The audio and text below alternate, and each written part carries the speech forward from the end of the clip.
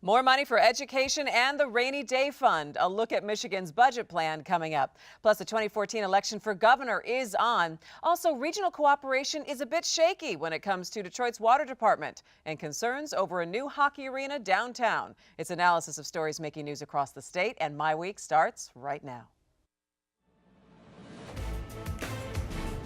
Michigan's turnaround is being powered by things we do better than anywhere else in the world. Today's global leaders routinely turn to Michigan to work on their most difficult problems. That's because the engineering talent in this part of the world is simply the best.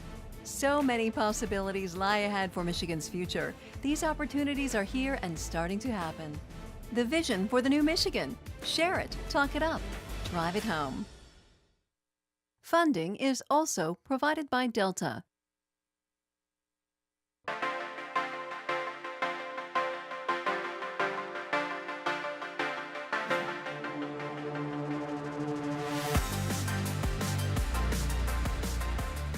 Good evening, and thanks so much for joining us for MiWeek. I'm Christy McDonald. We have a lot to get to tonight. It's budget time. We'll take a look at where the money is going in Michigan.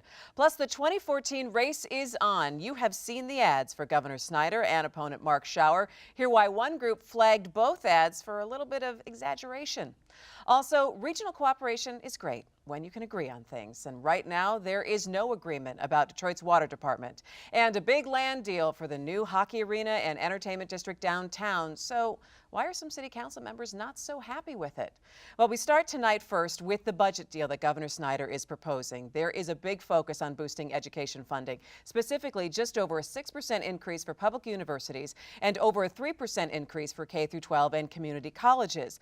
There is also money for early childhood education, but there isn't an across-the-board income tax cuts like many legislators wanted. Let's take a look at the details tonight with our MiWeek contributors, Nolan Finley. He is the editorial page editor of the Detroit News, and Stephen Henderson, the editorial page editor of the Detroit Free Press. Hi, guys. How are you? Hey, you. Budget week. Hey, you. It's budget week, and it is very exciting. Don't glaze over just because we said budget and numbers. Oh, I'm sorry. No. I'm going to wake you back up again because this is really, when we hear the governor's State of the State address, we're really waiting for this week when we hear actually the number and the dollar amounts that he attaches to everything. So, and he really made a big focus of education, Nolan.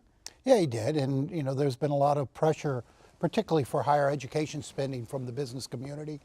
There was disinvestment in higher ed when the state was struggling, and there's some thought, I think it's reasonable, that there should be some of that money should come back. 6% is a pretty sizable increase, and he tied it to holding tuition down, which I think is essential. You can't let these universities get away with saying, well, we're raising tuition because of declining state support, and then go ahead and raise tuition when state support increases. So I think it was a pretty good. It's a pretty good amount. And this is the largest increase that we've had in over 10 years or so. So, Stephen, what does this really mean for kids who are going to be heading to college in the next couple of years? Well, I'm not sure it means much for kids heading to college because tuition rates still go up every year. The universities have become accustomed to, I think they feel it's their duty to raise tuition every year. And part of that is because of the decline in state funding. I think this is an important reversal. This is a pretty important statement the governor is making that, look, we're going to go back the other direction, but it's not nearly enough to make up for the disinvestment we had, but also the comparative gap that's grown between Michigan and other states that are doing much better. You look at places like North Carolina, places like Texas, even. So then what can we do to catch up? Or is this just the beginning process of trying to catch up? You do have to put a lot more money into higher ed, and I don't think it has to be, no strings attached, just take it and do what you want. You can put conditions on it and get the universities to tighten up their operations. And that's key because the universities are probably the last bastions of government institutions in terms of coming into economic realities and the necessity to do efficiencies and to change operating procedures. They've tinkered around the edges, but they still are among the most wasteful institutions left in government. See, that's the word I guess I would disagree with. I'm not sure they're wasteful. They are inefficient, but we get a very big bang for our buck, our education buck in Michigan. You think about how prestigious our universities and colleges are, that's because they're doing the job they're supposed to do. Yeah, but not all of them, Stephen. Most states have a university system. We're one of the few Agreed. states where each one of these universities is autonomous, Does their own and thing. they each can, they can each start a medical school if they want a medical school, and there's not a whole lot of synergy in that system. And I think if they were working together more closely, we could have a more efficient. But if you proposed a university system, you'd lose. I mean, you'd lose the University of Michigan almost entirely. I mean, it would almost certainly that's want not to go true in private. the University of North Carolina. No, I'm just saying the switch here would not go well with the regents at the university or with the Okay, well, administration. let me jump back, though, to what the impact is going to have on students, because isn't that really the bottom line, that we're supposed to be helping these kids who are trying to get into college and afford to pay for it so we can have this higher educated workforce in the state of Michigan? So hang on one second. So if 6% an increase doesn't do anything, when I asked you, what is this going to mean for kids who are going to school in the next couple of years, when is it going to make an impact for kids in the next couple of years? If it holds tuition down below 3.2%, is what the governor asked for. If it does that, that's certainly better than the pace they were on. Better than nothing. Well, it's better than a 5, 6, 7, 8, 9%. I mean, I had one of the smaller university presidents in my office one time defending his tuition hike because if he didn't raise tuition, he was going to have the lowest tuition among the 15 universities, and people would assume his university wasn't as good. Prestigious. That's the mindset you're dealing with. Yeah, Nobody's thinking about the impact on students and their But families.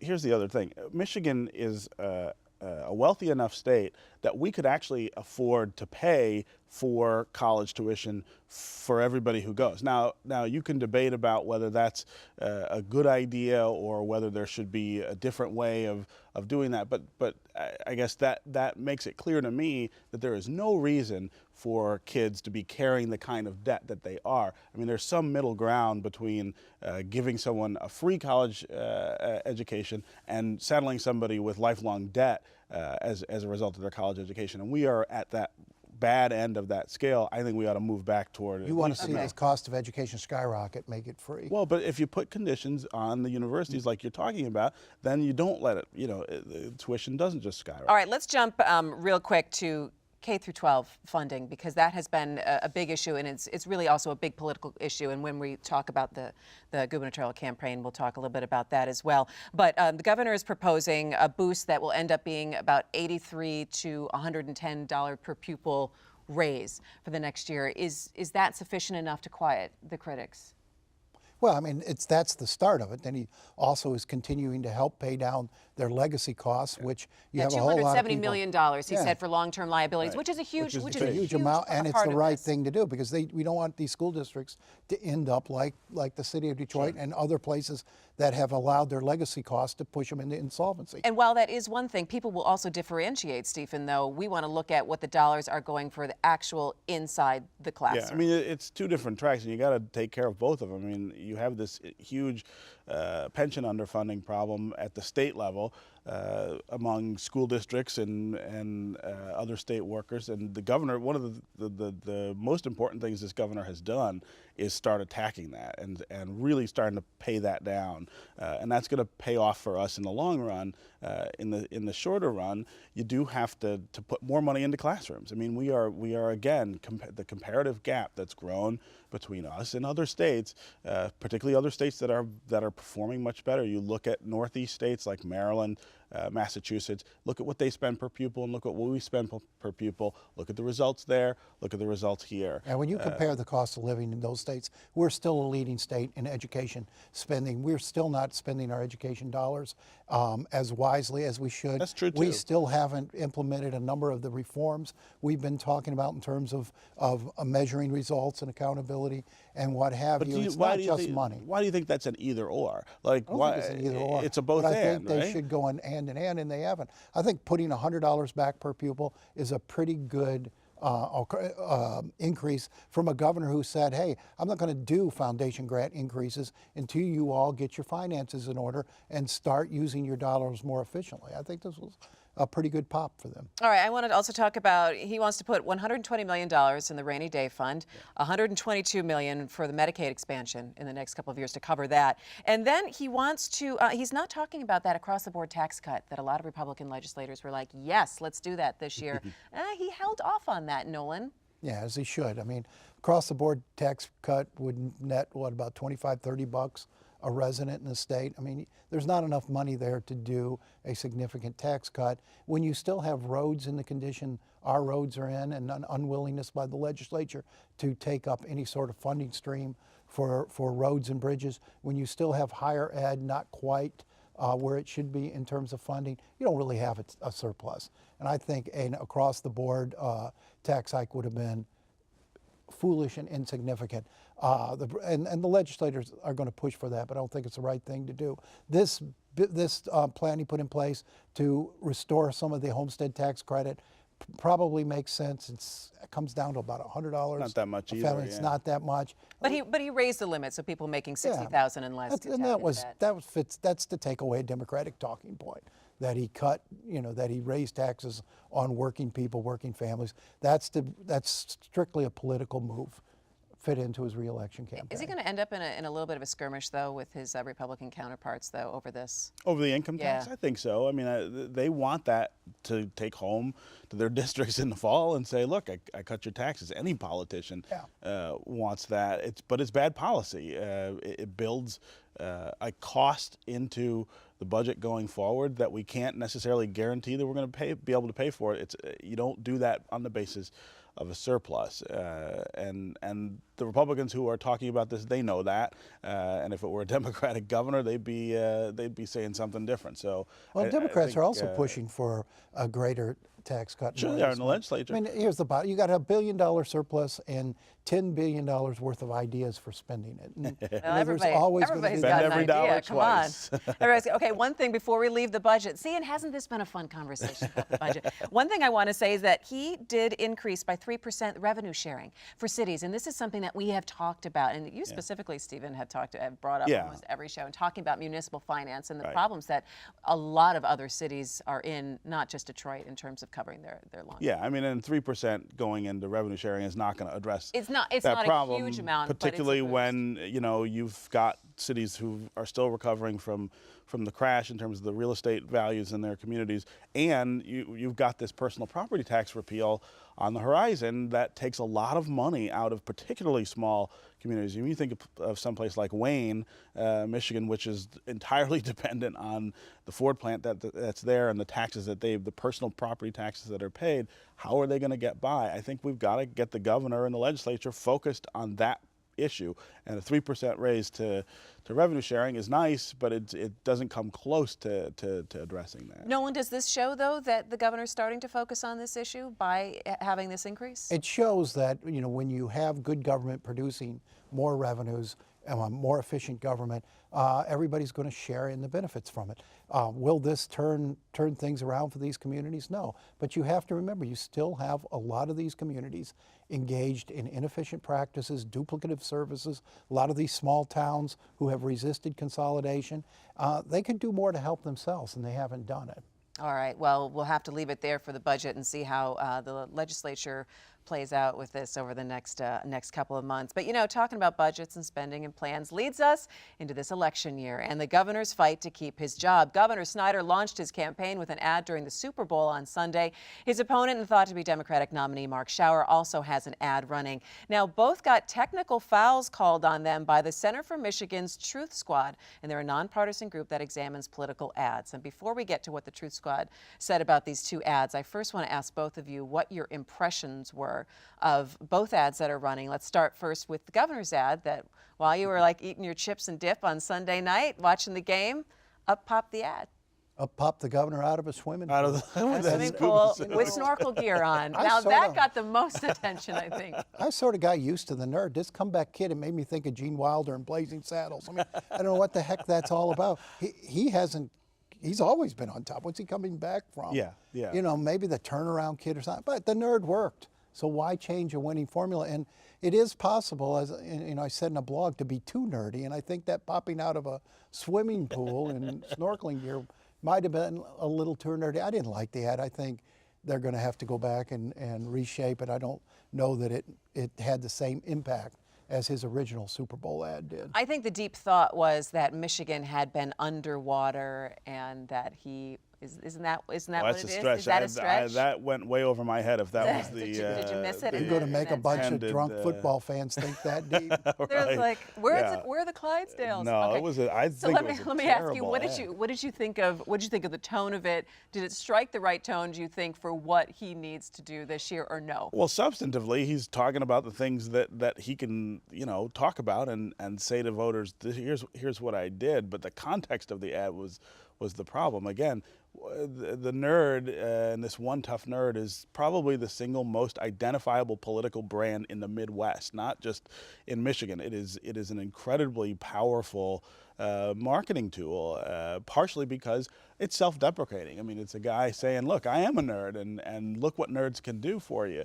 The comeback kid, the last politician really to adopt that was Bill Clinton, and think of all the trouble that Bill Clinton was in when he was doing that. Now, there's a comeback. That's a not thinker. your. That's a thinker. And that's they had not him your- all dolled up in a tie and a suit, and he's walking very purposefully around. It didn't speak Rick Snyder to me. I mean, it was, here's it's just kind of an aw shucks guy, and it didn't speak that to me. It was too slick for you then.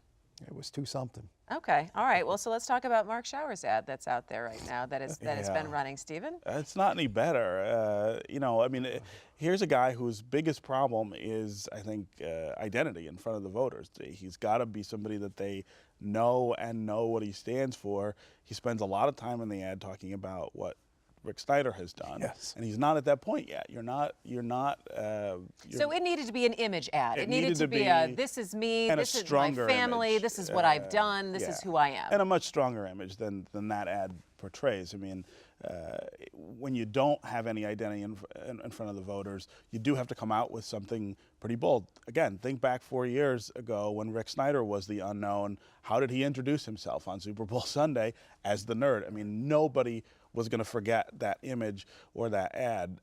Schauer's ad was much more forgettable in terms of both the image and the substance. I like how I always look at you when Stephen's talking, you're just kind of shake your head Well, slowly and plus, and sadly. there wasn't a shred of truth in it. I mean, that's Well- the other issue with this ad. If you're just going to make stuff up, you can make one heck of a political ad. Well, I but mean, they both he- were making stuff up in the ads.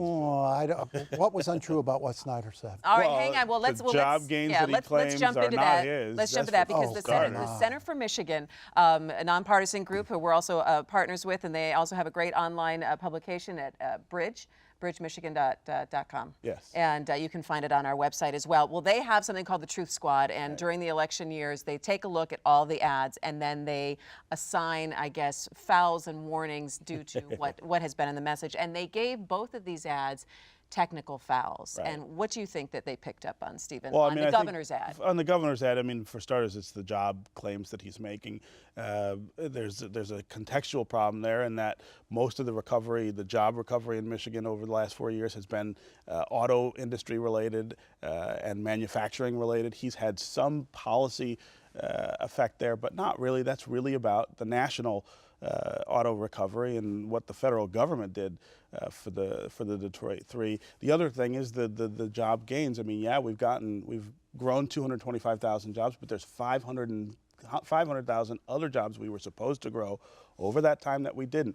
We also slipped down. We are 47th now instead of 46th on the unemployment rate. It's not that we're not doing better. It's not that he hasn't done things that made a lot of sense in terms of moving us forward. It's a question of how effective those things were and how effective other things might have been to move us forward quicker. Technical foul, Nolan? No, I think the center whiffed on this one. I think they were so determined to come up with, this one's bad and this one's bad, and be, appear to be even-handed, that they just completely ignored the lack of veracity in the Schauer ad, and they overstated any distortions that were in the Snyder ad.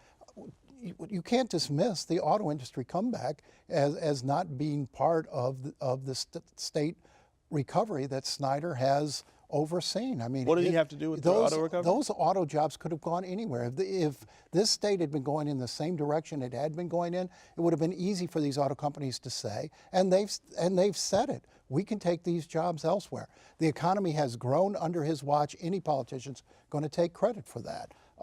And we have grown jobs in Michigan after a decade of not growing jobs, even while the country was. Education spending, both the news and the Free Press have said education spending has gone up, and yet the center still. Spending. But it's the detail of Well, that. if somebody pays your mortgage for you, your paycheck might not be any fatter, but you're better off. We had a great piece. Overall, education spending has gone up, and that's what the governor said. We had a great piece in Sunday's paper that broke this down by Paul Egan that showed how spending on pensions helps you long term, but doesn't make a difference in the classrooms today. And that's what the Democrats are saying. That's No, what the Democrats are saying Bridge he cut magazine education is saying. spending. And the governor said, I increased education spending. Cut the and foundation if you look grant. at He did cut the foundation. The ads don't deal with that. The ads say he cut education spending, and he didn't. He says he grew education spending. And they got dinged for and that, he did. by the way. I mean, you've got to take care of these long-term issues. No question. It's a responsible thing. Overall, we're spending more on education today than when he took office, and that's all he says. But we're not in this, seeing it in the this.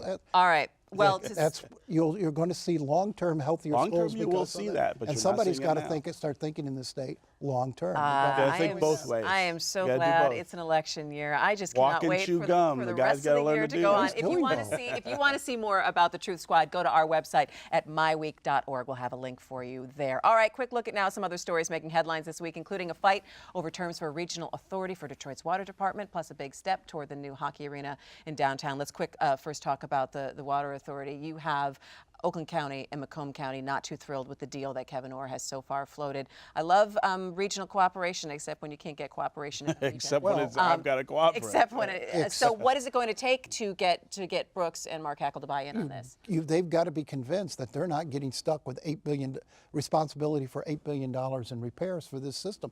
They don't want to stick their residents with that sort of legacy costs. And it's easy to say every time Brooks or Mark raise an objection, oh, you're not regionally cooperating, but you can't expect them to take a bad deal. And this is looking like a bad deal. They say they don't have the numbers from the city to assess whether it's a great deal or not. I think those are legitimate concerns. I think Kevin Orr is going to have to sit down with them and address those long-term liabilities and who gets stuck with them. How can you buy into a deal when you don't have the numbers, or you say that rates for your constituents? Well, the rates are going to go up for everybody. We don't pay enough for water in this region. That's why the system is in the condition it is. We're not paying to maintain one of the largest water systems in the world.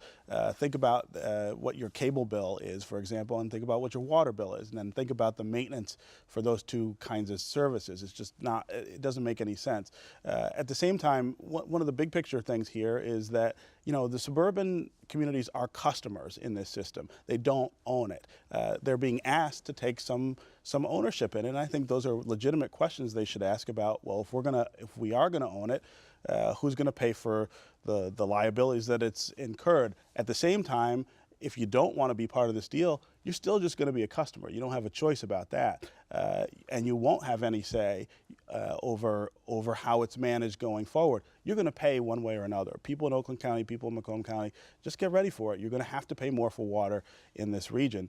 The question now is, do you want to have a seat at the table to determine how all this is managed going forward, or do you just want to continue to be a customer? But let's recall, we had these same fights, same conversations when the Cobo Authority was coming together. Sure. And they worked it ended out. up addressing the suburban objections and coming up with a better plan. I think that's possible this time. All right, let's talk real quick about the new arena, and it seems that it would be nothing but positive. You finally have this link from a little bit of downtown to midtown, a huge parcel of land, new hockey arena, entertainment. Why is there still some trepidation about this deal, Stephen? Well, I think you want to know what role the Illiches are going to play in this. I mean, this is a lot of public money going not just on the public's behalf and for public benefit, but for their benefit.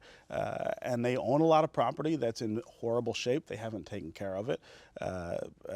They have some tax issues that need to be resolved with the city. I think if you're going to do this, you want to see those issues put on the table as well and resolved. And I don't see any problem with that. I think that's just taking care of the public trust. I think it was interesting. Some city council members voted down, but the ones who voted yes kind of did it almost holding their nose, saying, well, we're going to keep an eye on them. What kind of recourse does the city council have on a deal like this? Well, they have none as long as we have an emergency manager. My issue with the deal, and I think one concern city council and some of the community has raised that we shouldn't just be glossing over, is the fact that taxpayers will have to come up with $12 to $13 million a year to pay off these bonds. And that's about the money the Illiches would pay a shortstop, and one they might like cut. a good shortstop, like one that will help us win the Hopefully. World Series. And you wonder, okay, if you can pay a guy like Cecil Fiedel $220 million, you can't come up with $12 million to pay for your own hockey arena. Just yeah, I mean, they're the Illiches Last are 20 seconds. The Illiches are very important citizens and public And citizens. they invested when no one else They did, but they've got to be held accountable like everybody else. Yeah. All right. Well, gentlemen, thank you so much. That is going to do it for My Week. Thanks so much for joining us. Find us at myweek.org for more on the show and for Nolan and Stephen's columns during the week. Plus, you can keep tabs on the Detroit Journalism Cooperative and the work that we're doing following Detroit's bankruptcy process. For all of us here at Detroit Public TV, I'm Christy McDonald. Have a great night and come back and see us next week. Take care.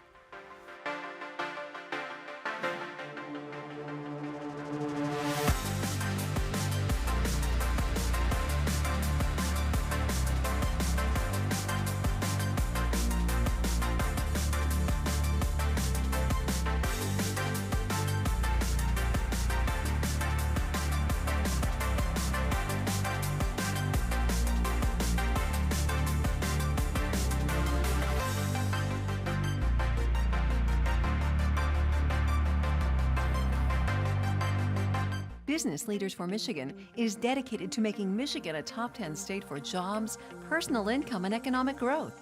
Learn more at businessleadersformichigan.com. Funding is also provided by Delta.